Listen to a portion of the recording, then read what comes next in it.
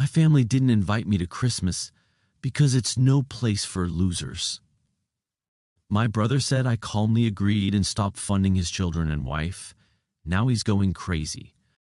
I was actually looking forward to Christmas this year. For once, I wasn't scrambling at the last minute to get everything together.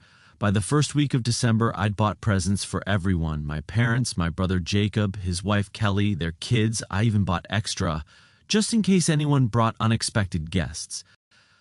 I don't know, I just felt like this year was going to be good, so I was completely blindsided when, as I stood on my parents' front porch with a bag of wrapped presents in each hand, my mom opened the door and said, "We don't want you here this year." At first I thought it was some kind of weird joke. I started to laugh a little, but then Jacob's voice cut in from behind her. "This is no place for losers," he said. "You're really starting to wear on all of us." I just stood there staring at her. My dad was in the background, not saying a word, just looking awkwardly everywhere but at me. My mom looked uncomfortable but didn't back away, and Jacob looked downright smug. I felt this onslaught of emotions, confusion, anger, embarrassment, but somehow I stayed calm. I just nodded, said, "Fine, if that's how you feel," and walked back to my car. But as I sat there in the driveway staring at the bags of presents in the passenger seat, something inside me changed. No place for losers, tired of me. Where was this coming from? I had a pretty good idea Jacob was behind it, but I couldn't figure out why. I'd been nothing but generous to him and his family over the years. I'd helped pay for his kids' school supplies, covered their summer camp fees, even pitched in on his mortgage when things got tight. And now, out of the blue, I'm not welcome at Christmas. I decided I wasn't going to leave just yet. I was going back to the door to get some answers. I left the presents in the car and went back to the door. My parents were still standing there, whispering to each other as if they hadn't expected me back. Jacob was lounging on the couch, scrolling through his phone, acting as if nothing had just happened. I didn't bother to knock what's going on. I asked, stepping inside, "Why am I not welcome at Christmas? What did I do?" Jacob grinned without even looking up from his phone. "You really don't get it, do you? You've been slacking off lately. The kids have barely gotten anything from you this year." I stared at him, stunned. "What are you talking about? I've spent hundreds on presents for your kids. They have more presents in the car than anyone else." Jacob finally looked at me. "Last year, you did more this year. It's like you don't care. It's embarrassing for us, honestly." I turned to my parents, expecting them to say something, maybe defend me or tell Jacob he was out of line. Instead, my mom gave me this awkward smile and said, "But you just bought a new car. You found money for it." For a second, I didn't even know how to respond. "The car is on credit," I said, keeping my voice steady. "And even if it wasn't, how does buying a car suddenly make me responsible for Jacob's kids? They're not my responsibility. You're the one who makes the most money," Jacob said, leaning back on the couch, as if this was all perfectly reasonable. "We're a family. Families help each other. You've always done that." I looked at Kelly, his wife, who was sitting quietly in the corner. She hadn't said a word, but her face was flushed and she was staring down at her hands. She looked as if she wanted to disappear. "Is that your reasoning?" I asked. "Because I've been generous in the past, I'm now obligated to do so forever, and if I don't, I'm a loser." Jacob shrugged. "If the shoe fits." That was it for me. I took a step back and shook my head. "You know what? You're right. I don't belong here." I looked at my parents. "Enjoy your Christmas." Then I turned to Jacob, "And good luck with those presents, because this loser is done financing your life." I walked out without waiting for an answer. I drove home in silence, gripping the wheel harder than I needed to. I couldn't wrap my head around.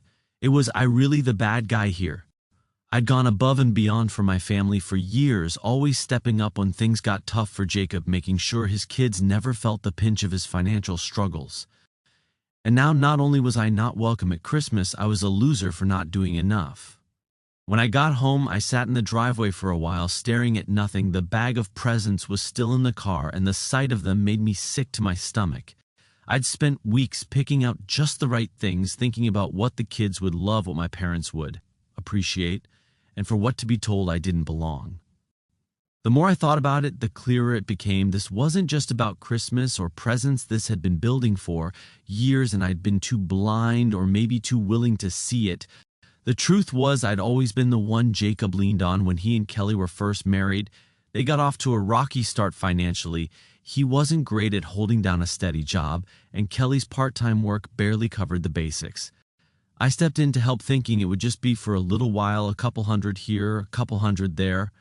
I helped with rent once when they were facing eviction, then later with daycare when their second child was born.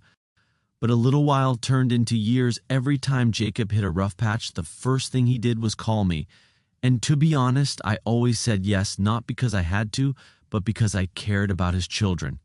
I didn't want them to go without, and I didn't want to see my brother and his family struggle. Looking back now, I realized that I'd created this dynamic. I made it too easy for Jacob to rely on me, and somewhere along the way, it stopped being gratitude and turned into entitlement. And that night, being shut out of my own family's Christmas because I didn't do enough, that was the breaking point. The next morning, I woke up with a clearer head and made a decision. I was done. No more bailing Jacob out, no more endless gifts to make up for his lack of effort if he wanted his kids to have the things I'd provided. He could figure it out for himself. It wasn't an easy decision cutting off. My brother didn't just mean cutting off financial support. It meant risking my relationship with him, with his children, and maybe even with my parents. But I couldn't go on being treated like an ATM instead of a brother and a son. I didn't reach out to anyone, and they didn't reach out to me. I thought maybe they got the message, but I should have known Jacob wouldn't let it go that easily. The silence stretched through New Year's Eve. No phone calls, no texts, nothing. I didn't hear from my parents, Jacob, or even Kelly for the first time in years. I spent the holidays completely alone. It wasn't that I expected them to reach out, but it was a different feeling when midnight came and went, and my phone remained silent. I won't lie, part of me thought about calling, but every time I picked up the phone, I remembered Jacob's smirk, his words, "No place for losers."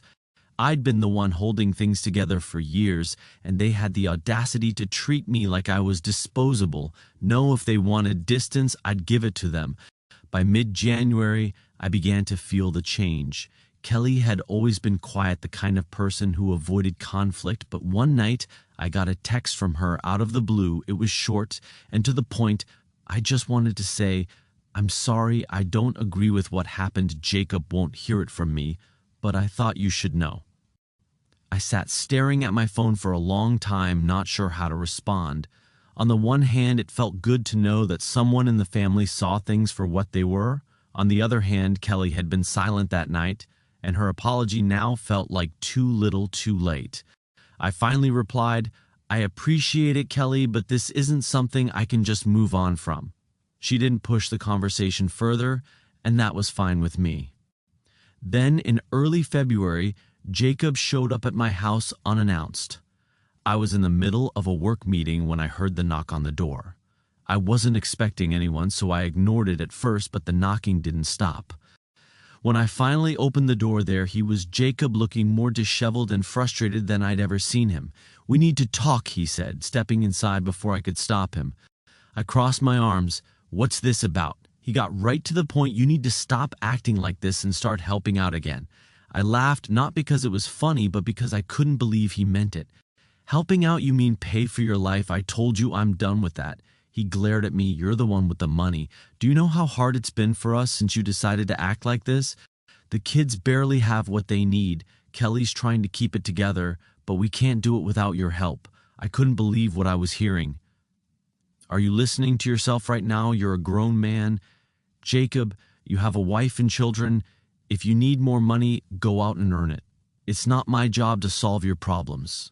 You've always helped." Before he shot back, "Why are you being so selfish now?" "Selfish," I repeated. "You want to talk about being selfish? Let's talk about how you lied to our parents about me, turned them against me, and then banned me from Christmas because I didn't spend enough on your kids, and now you're here asking for more. You've got some nerve, Jacob." He started to say something else, but I held up a hand to stop him. "We're done here. I'm not giving you another dime, and I don't want to hear from you again until you figure out how to act like an adult." He stood there for a moment, glaring at me, before finally storming out. After Jacob stormed out, I thought that would be the end of it. For a while, he'd maybe complain to my parents, but eventually he'd figure out I wasn't going to back down. I was wrong. A few days later, I got a call from a number I didn't recognize. Normally, I wouldn't have answered, but something told me to pick up. "Hello, is this Michael?" a man's voice asked. "Yeah, who's this?" "This is Mark Dawson. I'm a lawyer. I represent a client who has recently expressed concern about certain financial matters involving your family. Do you have a moment to discuss them?" I froze. A lawyer? What financial matters? I can't go into detail over the phone, he said, his tone overly polite, but it involves financial contributions you've made to your brother Jacob and his family.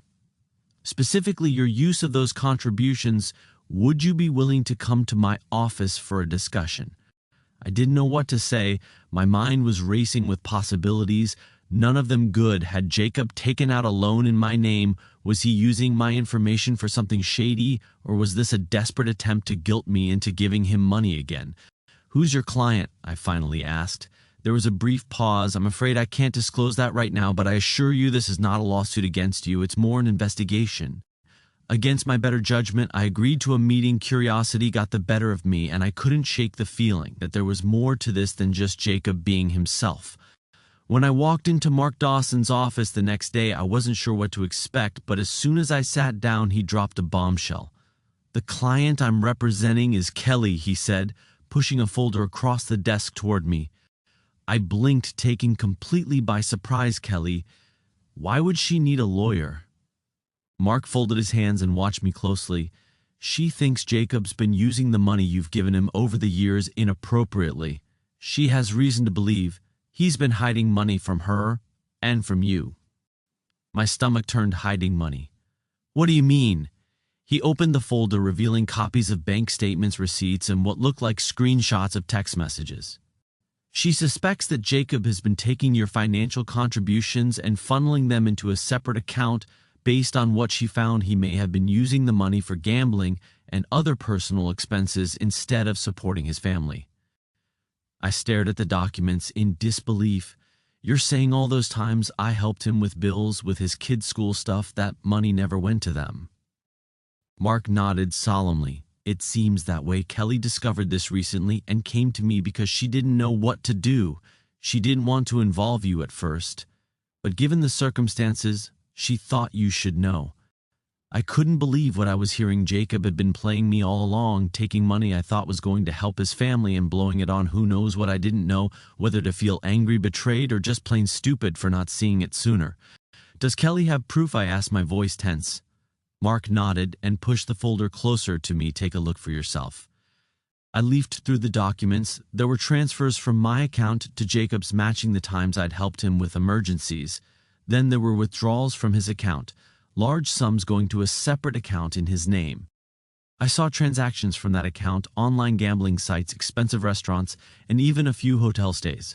"Unbelievable," I muttered, shaking my head. "And Kelly knew about this." "She only recently discovered the second account." Mark explained. "She had suspicions for a while, but she didn't have access to his banking information, and until she stumbled across some bank statements he'd left out, that's when she contacted me." I sat back, trying to take it all in. "Does she want me to do anything, press charges or something?" Mark shook his head. "Not at this point. She's more focused on protecting herself and the children, but she thought you should know in case Jacob tries to manipulate you further." I let out a bitter laugh. "Well, he already tried. He showed up at my house a few days ago, demanding that I start helping again."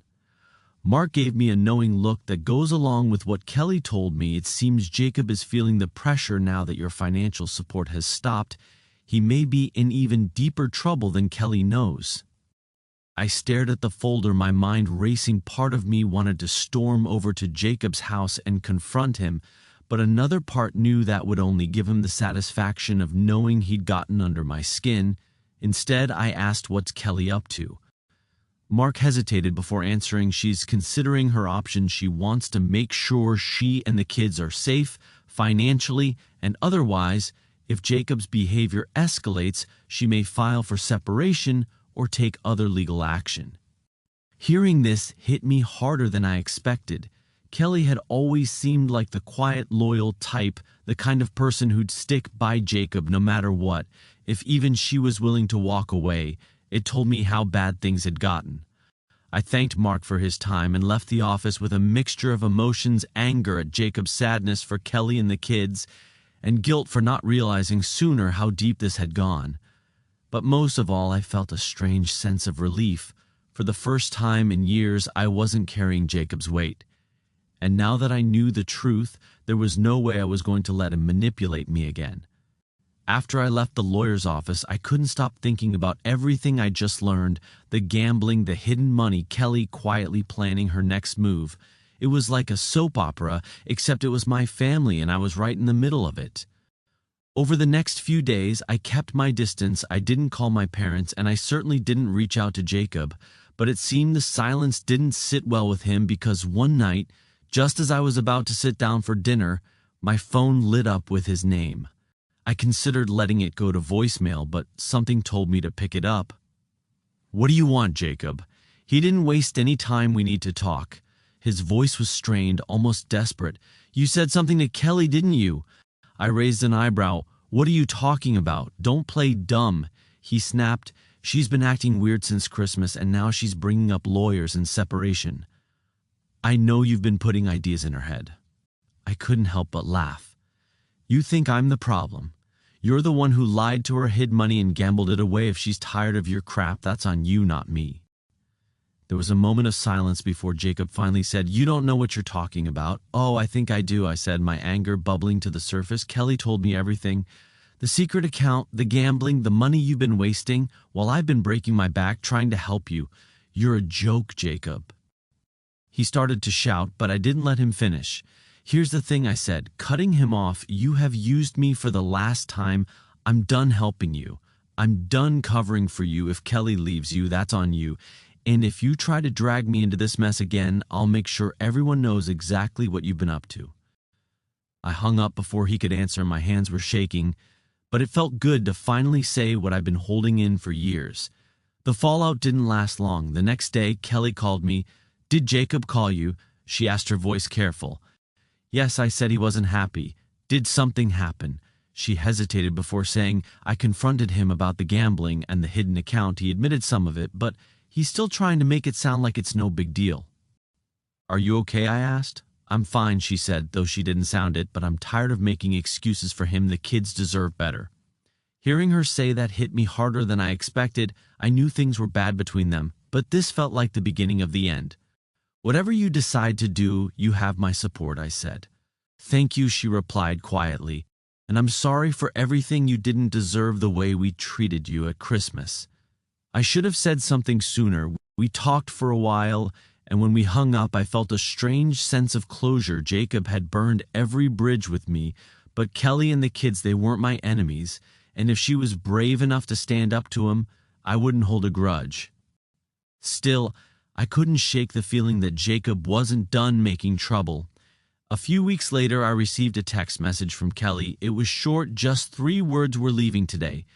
I called her immediately, and she explained that she and the kids were moving to another state while Jacob was out of town on a business trip, which I assumed was just another excuse for gambling. She packed up their things, hired a moving van, and left. She didn't want him to know where they were going, at least not until she had everything sorted out legally. "I just couldn't stay any longer," she said quietly. "I can't keep pretending this is normal. What about the rent and everything?" I asked, genuinely curious as to how she was doing it. There was a pause before she admitted, "I was hoping you could help me with that just for a little while." I hate to ask, but— "Say no more," I interrupted. "I'll cover it." So yeah, I ended up helping her and the kids, but for the first time in years, it didn't feel like I was being used. It felt like I was finally doing the right thing. Jacob, as expected, went completely crazy when he got back and found the house empty. He called me ranting and raving about how I turned Kelly against him and ruined his life. I let him vent for a while before saying, "Maybe if you spent less time gambling and more time being a husband and father, this wouldn't have happened. But hey, good luck with that." Then I hung up. Kelly is doing well. Now she's found a steady job, the kids are settling into their new school, and she's finally starting to feel like she's back in control of her life. As for Jacob, I hear he's still blaming everyone but himself, but honestly, it's not my problem anymore. So there's your happy ending, if you can call it that.